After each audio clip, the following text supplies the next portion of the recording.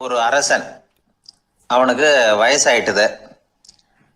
அதனாலேயே இந்த கவலை பயம் எல்லாமும் அதிகமாயிட்டுது. மரண பயம், ராத்திரியில சரியா தூங்க முடியல, இப்படி ஆயிட்டுது நிலைமை.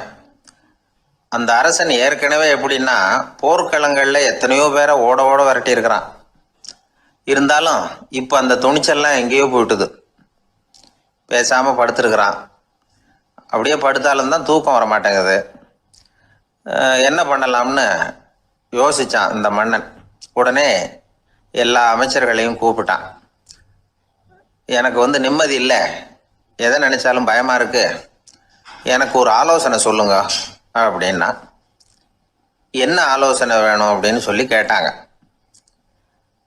எனக்கு ஒரு நெருக்கடியான சந்தர்ப்பம் ஏற்பட்டு போச்சுன்னு வச்சுக்கோங்க. அந்த நேரத்தில் நீங்கள் யாருமே என் பக்கத்தில் இல்லை ஆலோசனை சொல்கிறதுக்கு அப்படின்னா, அந்த சமயத்தில் எனக்கு உபயோகப்படுற மாதிரி ஒரு வாசகம், பொன்மொழி ஏதாவது சொல்லுங்க. அதை நான் என்னுடைய வைர மோதிரத்துக்கு அடியில் பதிச்சு வச்சுக்கிறேன் அப்படின்னார். தேவைப்படுறப்போ உதவும் அப்படிங்கிறதுனால அவர் போட்டிருந்த மோதிரமும் அதுக்கு தகுந்த மாதிரியே திறந்து மூடுறது மாதிரி அமைஞ்சிருந்தது.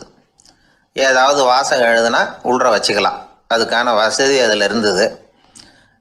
அமைச்சர்கள்லாம் யோசனை பண்ணாங்க, இது மாதிரி ராஜா கேட்குறாரு, என்ன வாசகம் அதாவது பொன்மொழி சொல்லலாம் அப்படின்னு எல்லாரும் யோசனை பண்ணாங்க. ஒருத்தருக்குமே சரியாக தோணலை, ஒரே குழப்பமாக இருந்தது.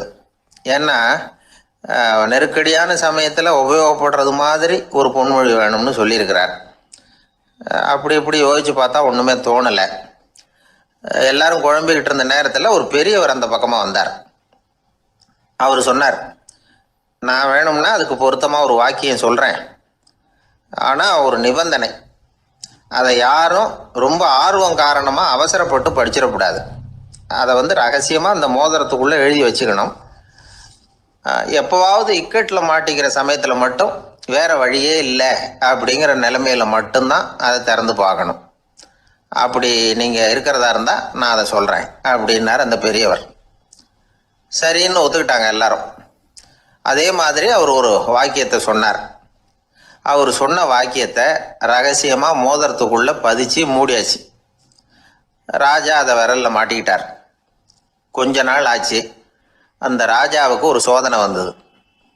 என்ன சோதனைன்னா, அடுத்த நாட்டு மன்னன் படையெடுத்துக்கிட்டு வந்துட்டான்.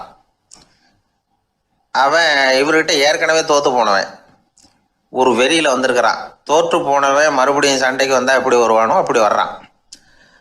ஒரு வெறியில் வந்தால் ஜெயிச்சுட்டான். என்னாச்சு இவரோட நிலைமைன்னா, நாட்டை இழந்துட்டார், எல்லாத்தையும் இழந்துட்டார். கடைசியாக ஒரு அடிபட்ட குதிரையில் ஏறி தப்பிச்சு போயிட்டார், வேற வழி இல்லைன்னு. பின்னாடி துரத்திக்கிட்டு வராங்க. இவர் ஒரு மலை உச்சிக்கு போயிட்டார், அதுக்கும் அப்பால போக முடியாது, ஏன்னா அந்த பக்கம் பயங்கர பள்ளம். உல்லாச பயணிகள் கண்டு கழிக்கிற இடம் அது. ஆனால் இவருக்கு அது சாவு பயணத்தின் வாசல், திரும்பவும் முடியாது, அவ்வளவு குறுகிய பாதை அது, வேற வழியே இல்லை.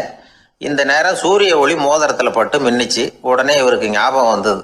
மோதிரத்தை திறந்து படிக்கிறார். அதில் இருந்த வாசகம், இந்த நிலையும் மாறிவிடும், திஸ் டூ வில் பாஸ் அவே.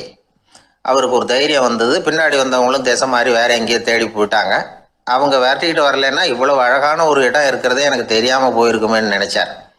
இவ்வளவு அழகை ரசிக்கிறதுக்காக ஒரு நாட்டையே கூட இழக்கலாம்னு தோணுச்சு அவருக்கு. அமைதியாக அந்த அழகை ரசித்தார். எதிரிகள்லாம் எங்கேயோ போயிட்டாங்க. மன்னர் நாடு திரும்பினார். மறுபடியும் படைகளை திரட்டினார். கொஞ்ச நாளில் படை எடுத்துக்கிட்டு போனார். யாருக்கிட்ட தோற்று போனாரோ அவரையே வெற்றி கண்டு திரும்பி வர்றார். வரவேற்பு விழா பிரமாவப்படுது. ஆடல் பாடல் கோலாகலம். இதை பார்த்ததும் அந்த ராஜாவுக்கு தலைகால புரியல. நம்மளை இனிமேல் யாராலையும் ஜெயிக்க முடியாதுன்னு நினைச்சார். அகம்பாவம் லேசாக எட்டி பார்த்தது. இப்போ மறுபடியும் சூரிய ஒளிப்பட்டு மோதிரம் மின்னிச்சு. அதை திறந்து மறுபடியும் படிக்கிறார். இந்த நிலைமையும் மாறிவிடும், this too will pass away. அவ்வளவுதான். அவர் மனசு அடங்க ஆரம்பிச்சுட்டுது, ஆணவம் போயிட்டுது. இதிலேருந்து நாம் தெரிஞ்சுக்க வேண்டியது என்னன்னா, எந்த சூழ்நிலையிலையும் நாம் கவலைப்பட வேண்டியதில்லை. ஏன்னா இங்கே எதுவுமே நிரந்தரம் இல்லை.